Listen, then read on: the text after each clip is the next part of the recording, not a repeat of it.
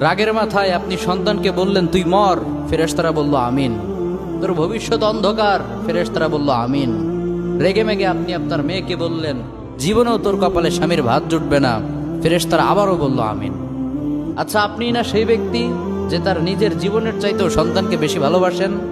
আপনি না সেই ব্যক্তি যে তার সন্তানের জন্য হাসতে হাসতে নিজের জীবনটাও দিয়ে দিতে পারেন? আপনি না সেই ব্যক্তি যে আল্লাহর কাছে নিজের চাইতেও সন্তানের জন্য বেশি দোয়া করে? তাহলে কি করে নিজের হাতে নিজের সন্তানের এত বড় ক্ষতি করতে পারলেন? Doesn't make any sense.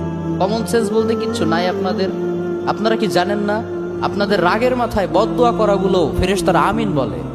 দাওয়াতুল Walid আলা ওয়ালাদি, বাবা মা তার সন্তানের জন্য যেই দোয়া করে সেটা ভালো হোক কিংবা বদদোয়া হোক, আল্লাহ সেটাই কবুল করে নেয়। এজন্য খবরদার, নেভার কার্স ইউর চিলড্রেন। রাগের মাথায় কখনো সন্তানকে অভিশাপ করবেন না। খুব বেশি রাগ উঠে গেলে তার জন্য উল্টা